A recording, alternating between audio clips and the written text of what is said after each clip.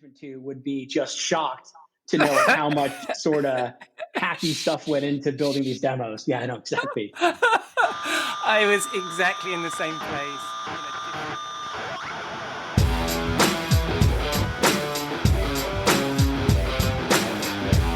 Welcome to episode 25 of Rockstar CMO FM. The M is for marketing, the F is for, well, you decide. As you're probably asking yourself, does the world need another effing marketing podcast?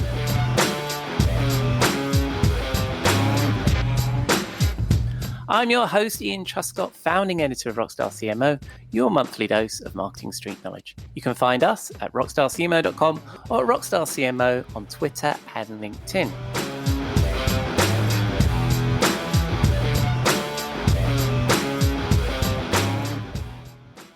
This episode was recorded on Friday, the 21st of August. I hope you've had a good week, that you're staying safe, well, and as sane as you feel you need to be. And I'm glad you're here. If you're a regular listener, welcome back. If it's your first time, thank you for giving us a go.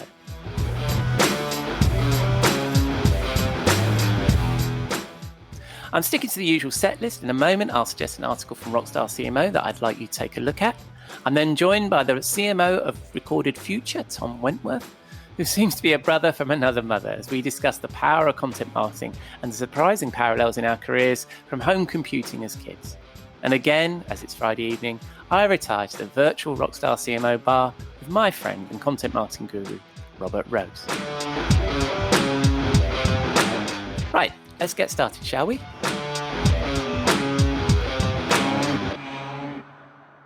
The article I'd like you to take a look at this week is by a man we'll be hearing from shortly, Robert Rose, who, back in the Seat at the Table issue, wrote The Ordinary Seat at the Extraordinary Table. The reason I picked this out is I love the sentiment of this post. It's really relevant right now. We're all working from home, stuck to our screens and constantly exposed to the hustle. And Robert argues that we need to tune that out, focus on the ordinary, and this can lead to the extraordinary. To quote the article, Robert says, "Hustle, be remarkable, be special, live off coffee, sleep is for the weak, obsess or be average, differentiate, be extraordinary." Sounds like the rock and roll entrepreneurial lifestyle of today's successful young manager, right? Every day we urge others and we are urged ourselves to do something different than we did the day before. Breathless book titles, blog headlines and motivational speakers alike all tell us that for the young marketing leader to succeed, they must figure out how to create special, unique things. And they must do it all the time, every single day. It's exhausting. He then goes on to share some statistics of the pressure that this is creating and then says, "Our push to continuously excel, differentiate and hustle has bred hurriedness into our lives. And guess what? The work suffers as a result." As usual with Robert, he has a customer story to support his hypothesis and shares the experience of an executive that found relief in the mindfulness of the ordinary and how this improves our performance. As usual with Robert, food for thought, well worth a read. I'll include a link to it in the show notes, which you'll find at rockstarcmo.com/podcast.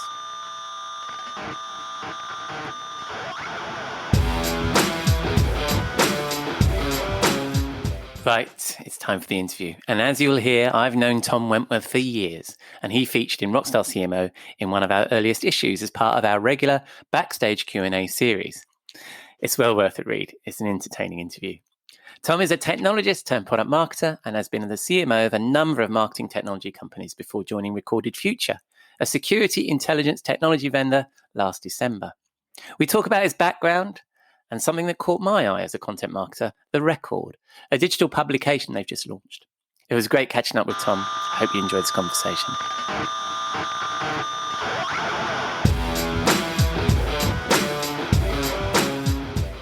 Hi, Tom. Long time no see. How are you doing? Good, Ian. How are you? I'm doing well. Welcome to Rockstar CMO FM. Thanks for joining us. Oh, you're welcome. Yeah. Well, Tom, we did a backstage interview with you back when the publication was fairly new. I think it's quite a while ago. But for people that have not come across you, don't know you, I mean, we've been in the same circle for years, right? Tell us a little bit about yourself, what you're doing now, and how you got to be in marketing.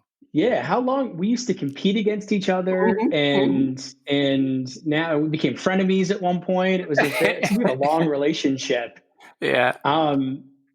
So I'm Tom. I'm the Chief Marketing Officer at Recorded Future. We're a security intelligence company. Mm-hmm. Put simply, our mission is to help our customers disrupt adversaries. Mm-hmm. It's never been a better time to be a cyber criminal. You Mm-hmm. can't go a week without seeing, what these nation state threat actors are up to and the companies are targeting. We published a recorded future about um, a nation state going after the Vatican in China. Wow. Is anything sacred these days? And the Yeah. answer is Yeah. unfortunately nothing. So our Right. technology is about helping customers disrupt the adversaries who are looking to do bad things. Right. My background is I've never spent any time at all in cybersecurity before. It's been an interesting learning experience for me. My Yeah. background, like yours, has been in content management forever. Yeah. Yeah. So it's been a fun journey. It's more interesting intellectually, but I Yeah. don't know anything about it. So it's a whole Yeah. new experience for me. I think it's great to dip into something brand new, isn't it, with your career like that, and apply what you've learned before to this brand new space. It sounds really exciting. But like me, you're a former techie, right? Former developer. In fact, I think isn't it you that had a Texas TI 99A Yeah, or B when you were a TI. kid? Yeah. So I went from so when I was in grade school, I Mm-hmm. fell in love with computers from an Atari 400, and Mm-hmm. in particular playing Lemonade Stand. Yeah. And then then I had an Atari 2600, of course, playing all the terrible games on the Atari 2600. But when Yeah. I wanted something better, my Mm-hmm. parents said, "We're not going to buy you a better game console. We're going to buy you a Yeah. computer and learn to program your own." Nice. So I got a TI 99 4A with the Compute magazine, and Yeah. every month there'd be a new couple of games you could go program. And that's Yeah, sort of I yeah. love this. I love this because I mean, we're across the ocean from each other, right?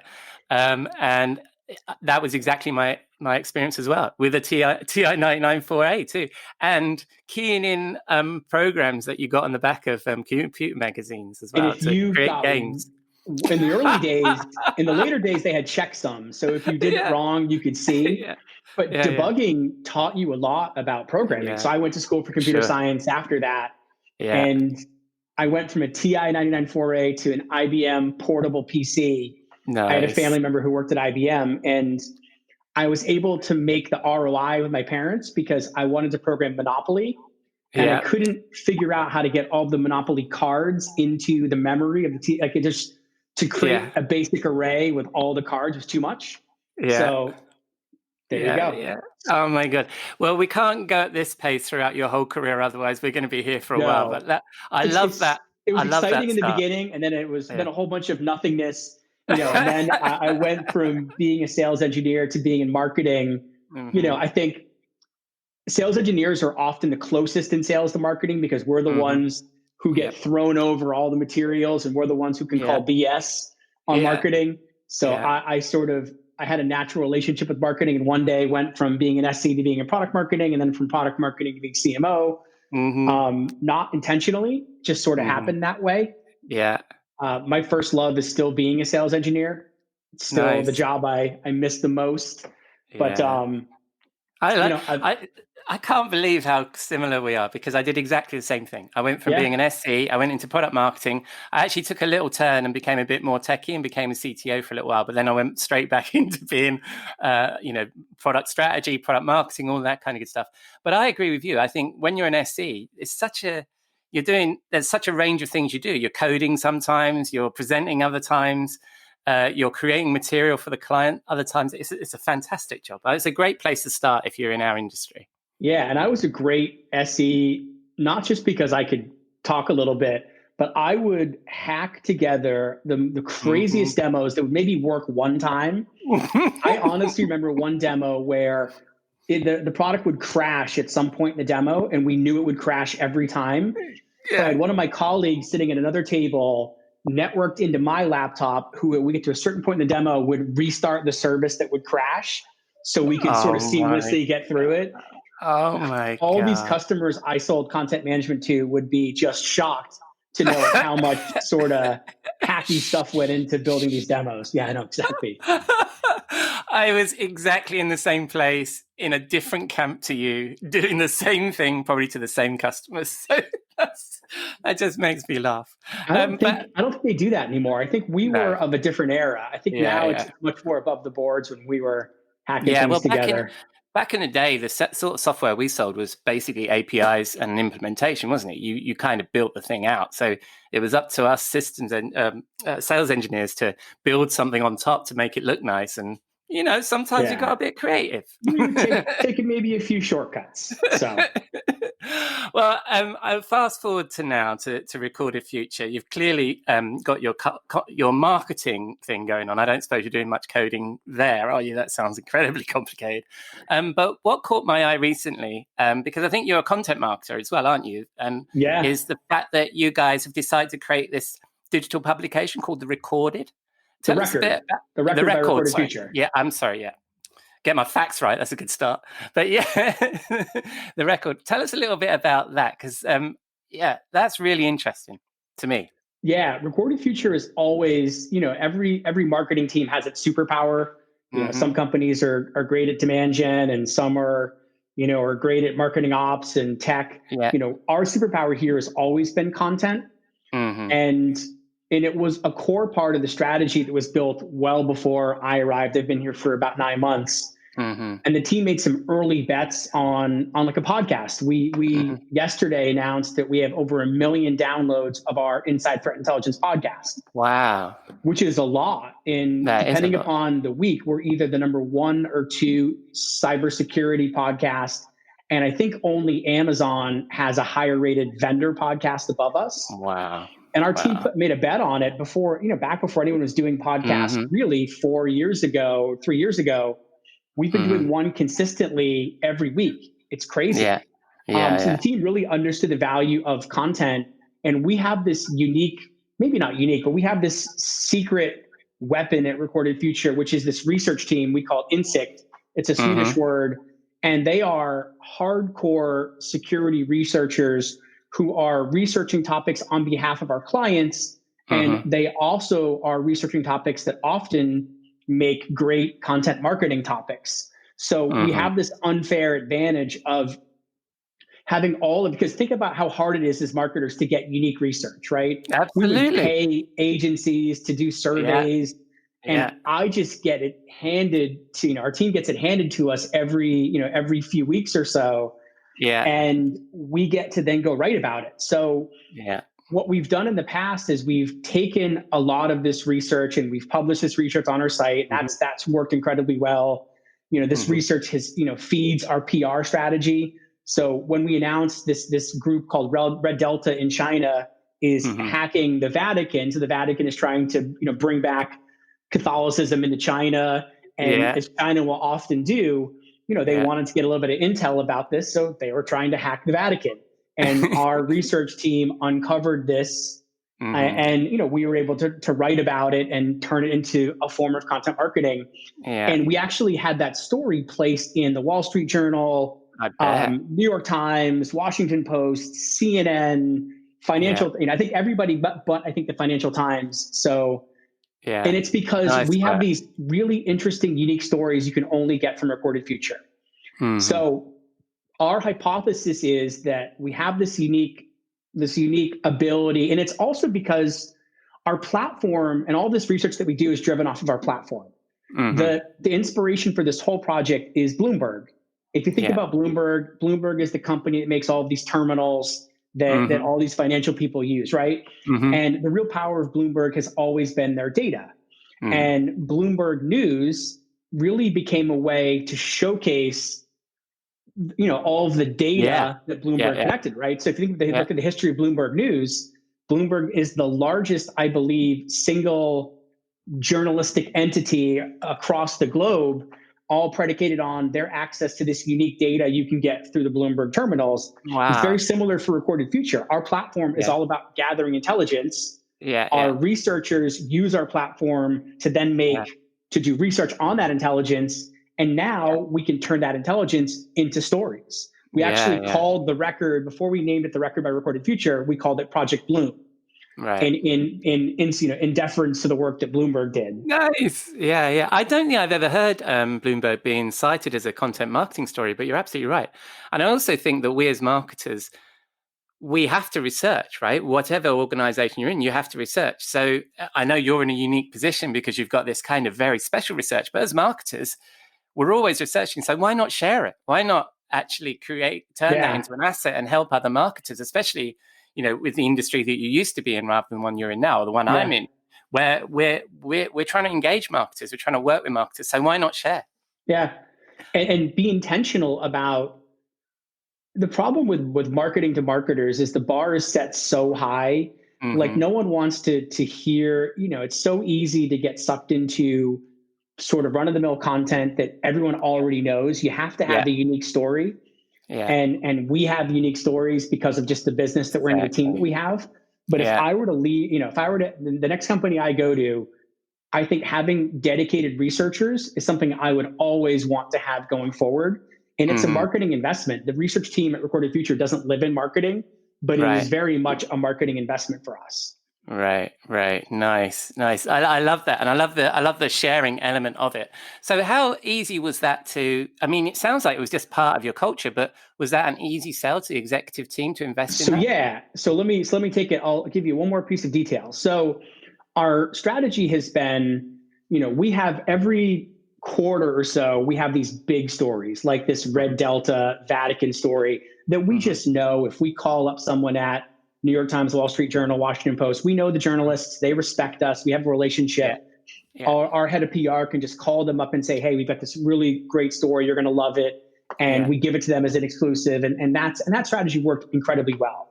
Yeah. And I've never seen a company get as much coverage as Recorded Future has received using that strategy.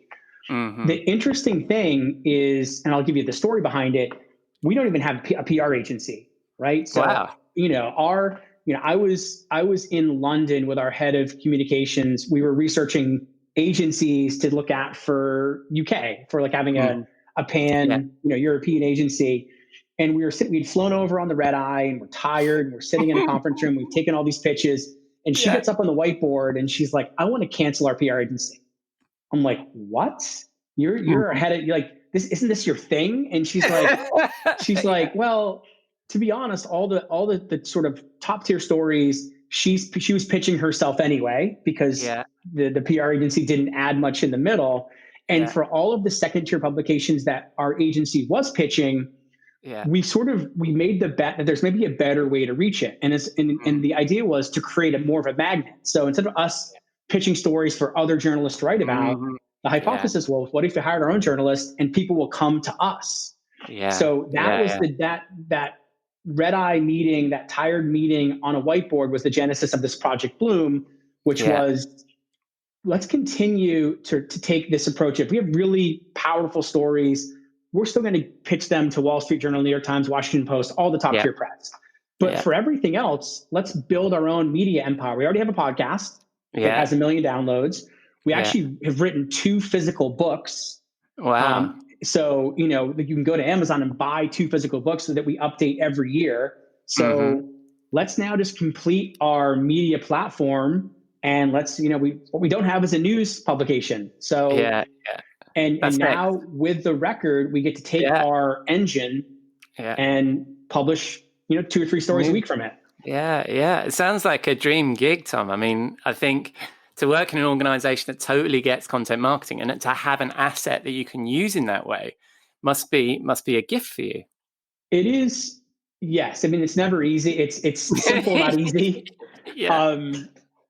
And I also have, and this is something that you need a CEO if you're going to do something like this. My boss or CEO here has been very supportive of this concept. He's a huge fan of Bloomberg, which helps.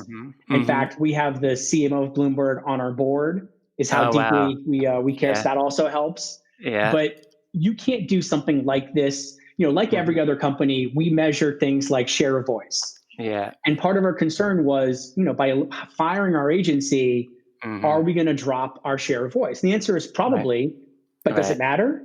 And that's what we'll have to figure out. But, we had commitment across the organization. We hired a very respected journalist in our field. And I'll tell you, journalists have a whole different set of skills than marketers have. That's true. I think the idea is that there's like a big intersection. There isn't. They're marketers, but more than anything, they're storytellers. And the pace with which a real journalist can work is crazy. Yeah. Like a real Yeah. journalist has no problem. I can only write one thing at a time. Yeah. Adam, who's our editor in chief, he's working on 10 stories in any given day. It's crazy. Wow. Wow. I'm impressed with it. I mean, in the early days of Rockstar CMO, we had some proper writers. I mean, now it's like the voice of the community, and we tend to encourage something a little rawer. But at the beginning, we certainly did have some journalists. And you're absolutely right. They take a completely different approach to how a story is constructed and how it's put together and who they talk to and the sources they use. And there's a bit more rigor, and it creates a very good product. Yeah. And one more important factor for us was just like Bloomberg, if you're in the marketing team at Bloomberg and Yeah. you walk down to the news floor, Yeah. their antenna starts going up. They start, what's this marketer doing on our floor? Because there is very much this separation of church and state. There's Bloomberg News, and then there's Bloomberg Inc., the entity. Yeah. And it creates some interesting challenges, right? If you're Bloomberg News, do you cover Michael Bloomberg running for president? Mm-hmm. The answer is you don't. Mm-hmm. But pretty much anything else is fair game.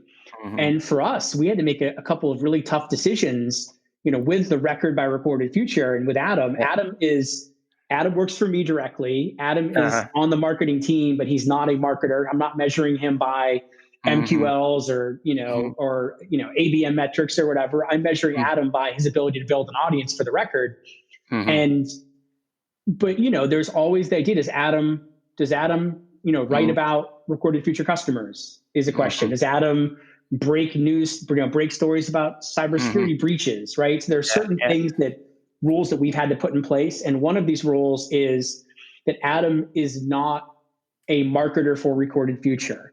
We think that this will help build a brand, which will have an impact on Recorded Future, obviously, but that's not his charter. His charter is to build an audience with great stories. I love it. And I've done a couple of these myself. So we did Inside CXM when I was at SDL. I did Engaging Times when I was with Alterian. And then, of course, Rockstar CMO started the same way. Yeah. And and then I won't say which one this happened on, but I would get like the sales team saying, "Can you promote this event?" And can you? And you're like, "No. This is the purpose of this is to be separate, because what we found in our space, and you've worked in this space, is if we had this off-brand digital publication, then we could engage with influencers, we could engage with analysts, we could have a much broader group of people because they felt safe there, right? They didn't feel like they're going to get sold to or anything like that. So you have to keep that barrier there, otherwise you lose your audience and your engaged contributors as well, don't you?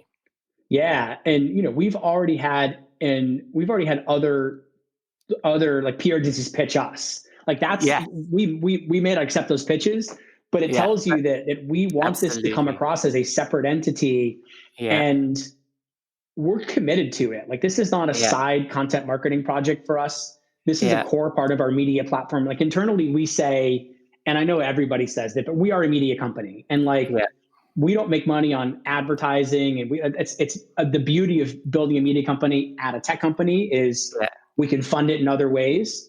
Yeah. But we want to build an audience, and I'm used to having to rent someone else's audience. In the cybersecurity business, the most common marketing spend is big events. You have these big events like RSA and Black Hat.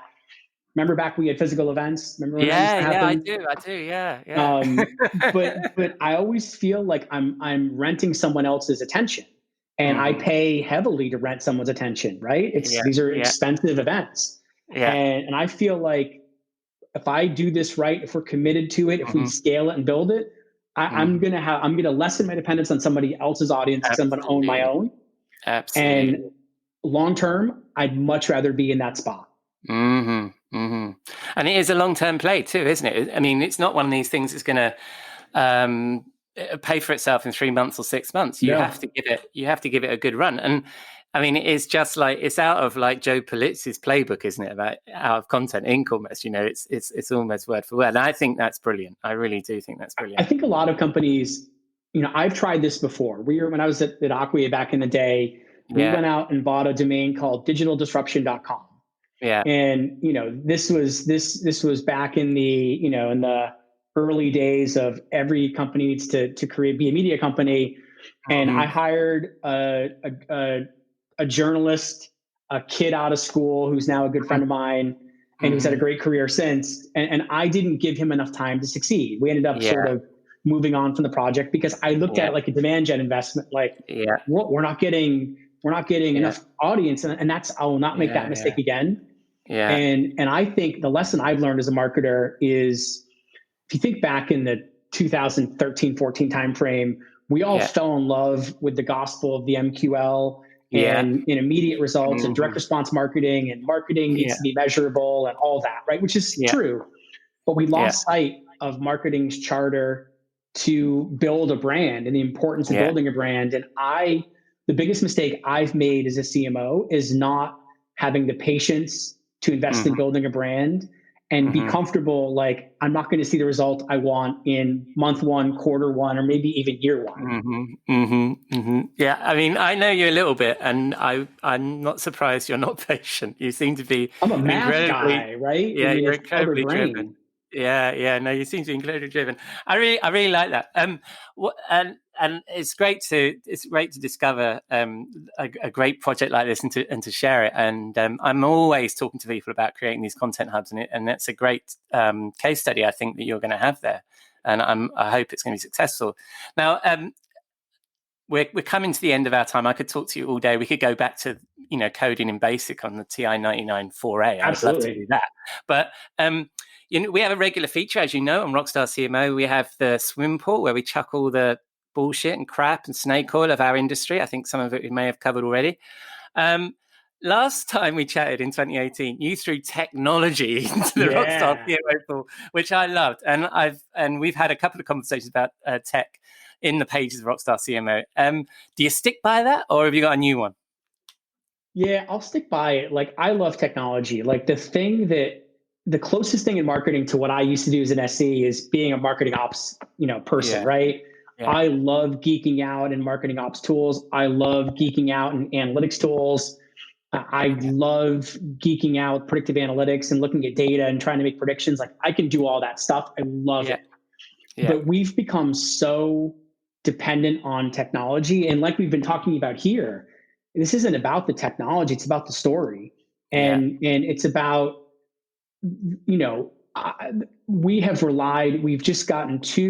we swung the pendulum too far, right? And you can blame HubSpot for a lot of this. And it was, to earn a seat at the revenue table. Remember, that was the saying, marketing's to earn a seat at the revenue table. And that was all about just having attribution and MQLs, and all that is still important. But we went so far in the other direction. So I'm still going to say that we are still, and now ABM technologies have become the new marketing automation, and we're still hyper obsessed on the technology and not the story. And I think the story in the end always wins. Yeah. There was a whole bunch of IPOs that happened yesterday, or S1s were filed. Asana, I saw Snowflake. And none of those companies in their S1 talk about their differentiation being their MarTech. Like, we are so great at MarTech. No, all of them talk about the customers, the problems they solve, the story, their unique perspective. And I've focused a whole heck of a lot more there than I focus on the technology. So well, features don't win market share anymore, do they? I mean, it's so easy to level up on features that it's the story that you tell around that and how you solve the customer's problems that's important. And then I think the other part is the technology hasn't changed. You look at the core marketing automation space, right? HubSpot, I've used all three of these in the past 2 years. HubSpot, Marketo, Pardot have literally not changed at all fundamentally. HubSpot maybe a little bit more, but Marketo hasn't changed at all. So, yes, these are fundamental technologies that power what we do, but they are tools, and they are not the key to earning that seat at the revenue table. The key to earning a seat at the revenue table, it turns out, is brand. And I believe that in my heart. And I wouldn't have said that 7 years ago. That and growing community, I think, and that's what you're seeing with the record is you're growing a community, and that's different from growing MQLs. And you got to make the bet, and the bet has to be that the MQLs will come, and that there is a leap of faith. But I'm okay with that. I'm okay with a leap of faith. And, and this is where more junior heads of marketing, their career, aren't able to make that. And I feel bad. And that's where I was. I couldn't make that leap of faith 7 years ago when I was trying to prove myself. I have a little bit more leeway now, but it's a fatal mistake that sometimes you can only learn the hard way. Yeah. Well, and you need a supportive boss, and you need a good CEO that understands that, and people willing to invest in marketing slightly for the longer term. And also, I always think of it as like a whole bunch of investments that you're making, and as long as the whole lot sort of gives you a return, some of them are going to do it well, and some of them aren't. And you're sort of managing this portfolio, aren't you, of things as a CMO. And you have to make those bets. And I think it's great. It's been a fascinating conversation, Tom. Thank you very much. So for people that don't know where you are, if our listeners spin the dial on the interwebs, where will they find you, Tom? My best stuff is on LinkedIn. I'm a huge LinkedIn. I think it's T Wentworth 12, Tom Wentworth on LinkedIn.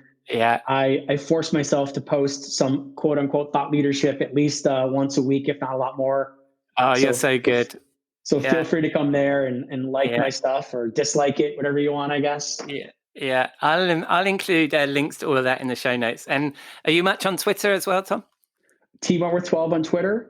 I've scaled Twitter back a little bit, not intentionally, but just because LinkedIn has become so interactive for me. Yeah, I have recently. I think I first met you through Twitter back in 2009. I think something like that. I think that's how we started in that same circle, and probably started going to the same events and stuff. So it's been an absolute pleasure to catch up with you, Tom. Yeah, and I look forward to speaking to you again, mate. And one last thing for you, I always hated my competitors. Like viscerally hated my competitors, but there were certain people I liked, and you were on that short list and others, and I always got the rep for being that sort of aggressive anti-competitor person. But the reality was, some of my closest friends and people I respect the most, I've all competed with at some point, and you're on a very short list there. So it's always thank you very much. What a way to end. I'm definitely going to have you back. Thank you very much, Tom. And we'll speak soon. Catch up soon, mate. Good luck. All right, cheers. Cheers. Bye-bye. Thank you, Tom. You can see what I mean by brother from another mother when I was talking about him earlier on in this podcast. I was astonished to learn recently that, like me, Tom cut his youthful technology teeth with a TI 99 4A. Possibly an obscure reference for most of you, but I'll include links to it, Tom's details, recorded future, and the record in the show notes. Right. It's Friday evening here at the Rockstar CMO Penthouse in London, and it's time to take the advice from the article I featured from Robert earlier and take a break from the hustle. And what better way to do this than a cocktail in the virtual Rockstar CMO bar?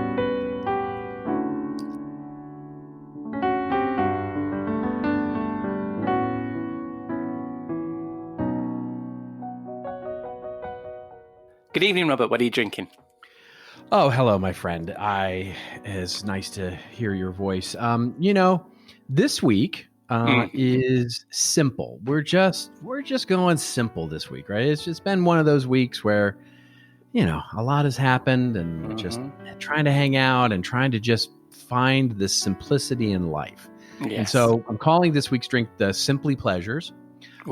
And it's just really, which may actually help you out in terms of the ingredients you have in your I was going to say, simple is good for me. Yeah. Wonderful new tequila that I've discovered called Grand Mayan Ultra Aged. It needs nothing, but I put just a squeeze of lime and just a couple of drops of cranberry bitters in for a very simple pleasure. So that sounds delicious. That sounds delicious. Now, it's very simple. All right. Well, I'm going to have a look at exactly what I've got here. I've got some gin. I've got Bombay Sapphire this week. As simple as it gets, and it is distilled. Yeah, it is simple. Let's slug a bit in here. All right, maybe a bit more. Oh yeah.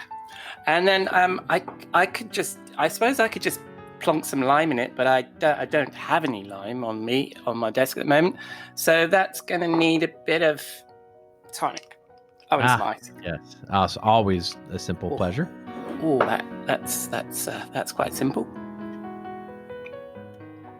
Oh, that's very nice. That's very nice and simple, and really does fit with our regular Friday concoction. Yes, I think so. Nice and simple. And what did you say that was called again? I'm just calling it Simply Pleasures. Simply Pleasures. Right, a little bit of play on simple pleasures, but it's simply a pleasure. Nice. And where would we drink these, Robert? Well, I've been in the mood this week. To be honest, I've had. I don't know if you're a fan or not, but I am a fan of country and western music, and so I have.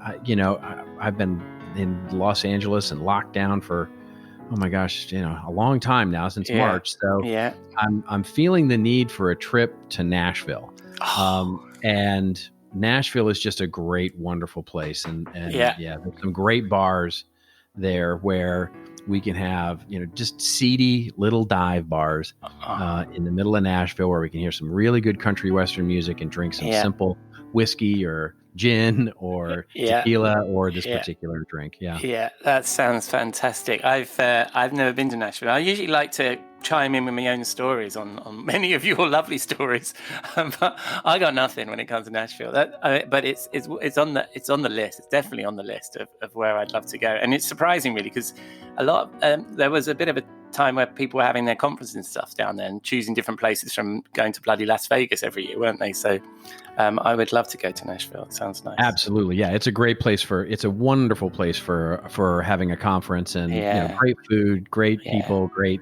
bars. It's just it's a cool place. Yeah, no, it sounds fantastic. And so we're in a seedy bar, which I love the idea of anyway. And we're drinking whatever. I mean, we're hoping it's going to be a really nice tequila, because you do enjoy a nice tequila, and I guess that we'd find something slightly less seedy. But as we sit these simple drinks, what are we going to be talking about? I think the interesting thing that I've been putting a lot of thought into, and maybe it's just top of mind because we're actually working with clients right now on this, our in-house content studios, especially in B2C for consumer packaged goods companies. Mm-hmm. It's a trend we've been seeing for a while where, these consumer packaged goods companies that are moving faster and faster into a direct-to-consumer model, and starting to, navigate the weird, uncharted waters of channel conflict with retailers, but quite frankly, moving quickly into an e-commerce model of direct-to-consumer, and how they need more content than ever, not just to support their retailers, but also to support their blogs, their social, their digital channels as they start driving direct-to-consumer and transactions on their own properties. And it's an interesting thing because what we're seeing is that there's a real challenge right now with agencies meeting this model in any kind of strategic way. And so these B2C companies are really, they're out there sort of all looking at each other saying, what's the right operating model? And nobody has a really good answer for it yet. Right. So it's been fun to explore. Yeah, interesting. And are they buying agencies and bringing the expertise in like that, or are they just creating these studios themselves? Yeah, it's a bit of all of the above. Mm-hmm. What we're seeing is you've got some companies are acquiring agencies, where they're acquiring literal, boutique web design ad agencies, design agencies, app development agencies, and just doing what is, what the kids are calling acqui-hires these days, where they basically acquire 20 or 30 people in one fell swoop. Mm-hmm. And then you see others that are starting to say, okay, well, let's build it, organically. Let's just hire. Yeah. And then you've got some that are outsourcing it. There are actual agencies now being built where what they'll do is they'll actually give you a team, right? You call up the agency and you say, I need a content studio. And they'll say, literally give us a shopping list. You need 4 video people, 2 audio people, a few bloggers, an editorialist, et cetera. And they'll fulfill a bill of materials on people and stick those people, and you basically pay the agency a retainer fee, and they handle all of the employment costs. So we're seeing a lot of different models take shape. And, it's been an interesting trend to see which ones are actually starting to work. Yeah. And why do you think you're seeing that? I mean, apart from, I think 1 week we discussed the fact that change is constant in marketing. Everybody's trying to reinvent everything, and you're insourcing 1 week and outsourcing the next week. But what do you think this is why do you think brands are choosing to do this? Is this a control thing, or are they or are the agencies not doing a great job for them? Both, I think. The need for content is real. And these are companies that have historically not necessarily created as much. They still create a lot of content, let's be clear, but the exponential levels of those who are interfacing directly with consumers is stark, right? So if you've got a manufacturer of consumer goods, their main content creation and marketing efforts have been relationships with their retailers, and so it's ostensibly been managing 100 or 200 retailers rather than millions of customers. And their websites and digital channels all reflect that, right? They don't have, but many of them now are building big e-commerce engines that are competing with Amazon. Yeah. They're building big catalogs. They're building big, journalism properties, to attract traffic from search. They're, they're out there actively competing for the attention of the consumer. And, they've got great brands to support them, but not infrastructures to be able to do it. So the need for content is real.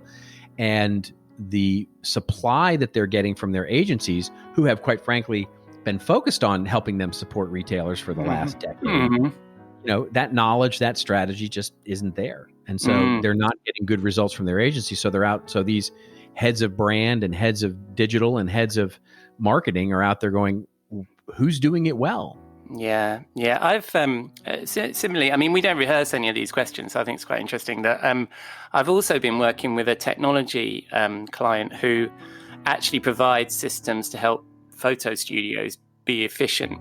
And I interviewed a bunch of their customers to as part of the work we were doing. And it was interesting to find that if by in-housing and by systemizing what they were doing, they brought incredible efficiencies that the agencies just don't do. And even, a few years ago when I worked in a large agency, there's no workflow, there's shared drives, there's manual processes, there's bits of paper flying around, there's people walking around the office trying to find out what the creative has got up to. And there's timesheets and stuff. None of that stuff is integrated. Is it anything like that? Do you think if an organization in-houses, they sort of build the practice from scratch and therefore and they have this different view about creative production than maybe an agency does? Well, that's true for sure, right? I mean, you get into two challenges, right? Which is, how good does it need to be? Yeah. In other words, does everything need to be an A-level photo shoot, or does everything need to be an A-level video feature film directed by Steven Spielberg? When you're literally just filming the inside of an oven. You know what I mean? Yeah. Or does it need to be beautiful and thought through from a technology standpoint to figure out how you're creating as many assets as you need to create and reuse and repurpose and reconfigure them? And so it needs both sets of thinking, and the real balance for resourcing for the brand is, well, how much on one side do we really build in-house versus how much do we outsource, because it is executional, right? And so for this product launch, we are going to hire Steven Spielberg to do the product beauty shots. And for this one, no, it's not as big a product launch, so we'll just have Joe do it, right? Yeah. So are you saying there's a sort of a disconnect between the demands of e-commerce and the sort of the content supply chain and efficiencies that are needed in order to react versus the way is that shocking? I mean, versus the way that marketing that there's a disconnect between the needs of business and the ability to produce content? I'm shocked. I'm shocked that such a thing exists. And so we believe that the brands are bringing that in-house in order to take control. I think brands are bringing it in-house in order to get the job done, right? Yeah. And there is a belief, I think, unproven, that that in-house will be more scalable. That it will work in a more efficient manner because you're building an institutional muscle to be able to do it. Yeah.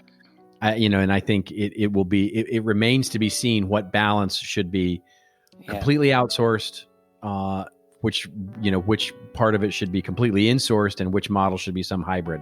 Yeah. And I mean, you're seeing it, so I guess you're not seeing a consistent pattern yet. Otherwise, you'd have shared that. But one of the things I was wondering was, are these brands just as good at attracting the talent as an agency would? And do creatives and content professionals want to work for brands rather than working for these agencies? I think that's a mixed bag. I think it really depends on the brand, what I'm discovering, right?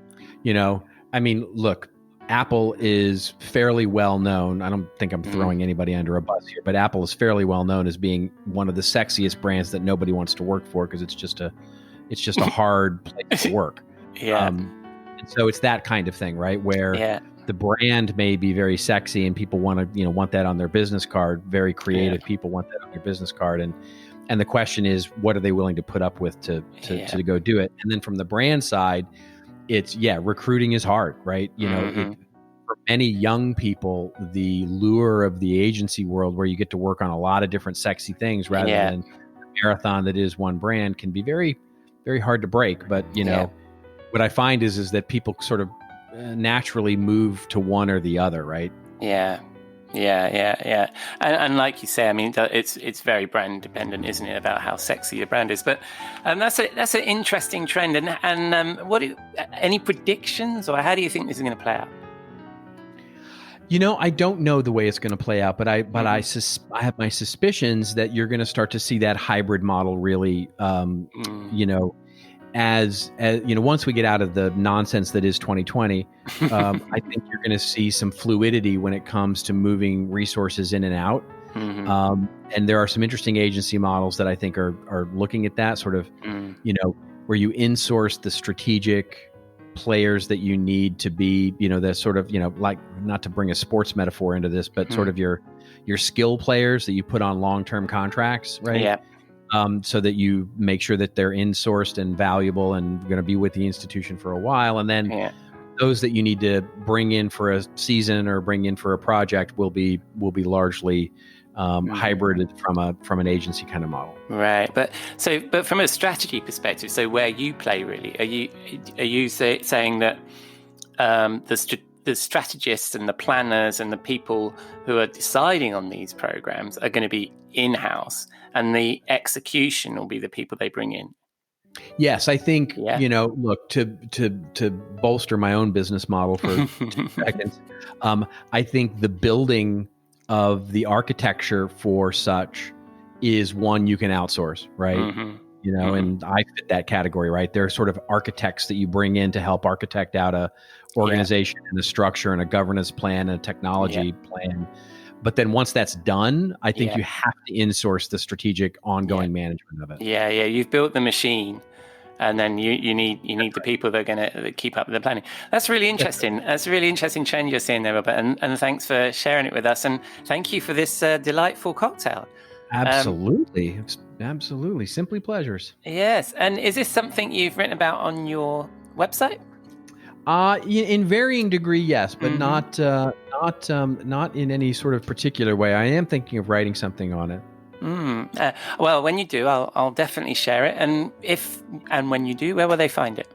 They will find it at my lovely website, which is contentadvisory.net. And as I ask every time, if the listeners spin the dial on the interwebs, where will they find you?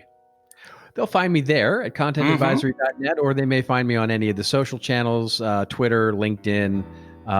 Luckily these days, because the jeweler Robert Rose is dead, I typically come to the top of the linking there. So search, you'll find.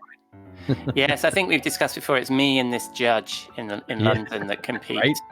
Yeah, he's got a few years on me, so it might be that I'll win eventually the long game. Nice. All right, well, thank you very much, Robert. And will I see you next week? You will indeed. Excellent. I'll see you then. Cheers.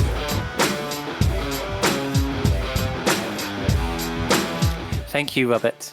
As we mentioned, you can find Robert at contentadvisory.net. And I'd also recommend tuning into his podcast, The Weekly Wrap and This Old Marketing, all of which I will include in the links in the show notes. That's a wrap on episode 25 of the Rockstar CMO FM Marketing Podcast. And thank you for dropping a dime into your podcasting jukebox, selecting our track, and jiving along with us. Thanks again to Robert Rose, Tom Wentworth, and if you like my guests, please give them a mention, click their links, follow them, and take a look at their work. I really appreciate their time, so please show them some love. You'll find all the links in the show notes, which we'll post at rockstarcmo.com/podcast.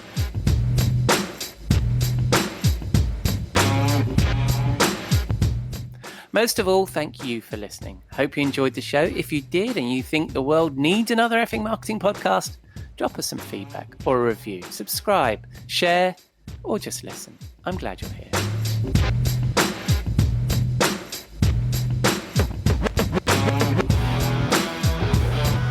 Next week, we'll have a new monthly issue of Rockstar CMO published to discuss. I have an interview with Ian Lowe, CMO of digital experience platform vendor Crown Peak, scheduled in my calendar. And I'll definitely be trying another one of Robert's delicious cocktails. But until then, I've been your host, Ian Truscott, founding editor of RockstarCMO.com, and I hope you'll join us again next week here at Rockstar CMO FM.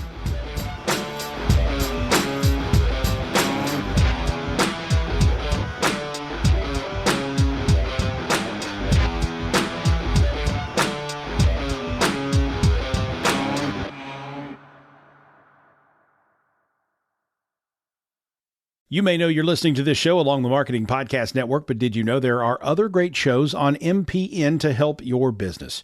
Christy Heiler hosts a fantastic podcast called Own It. Christy, tell us more about the show. Own It is all about celebrating women and non-binary advertising agency owners. We talk about buying out of the Boys Club of Advertising because less than 1% of ad agencies are owned by women. And where can people subscribe? You can find the podcast at untilyouownit.com.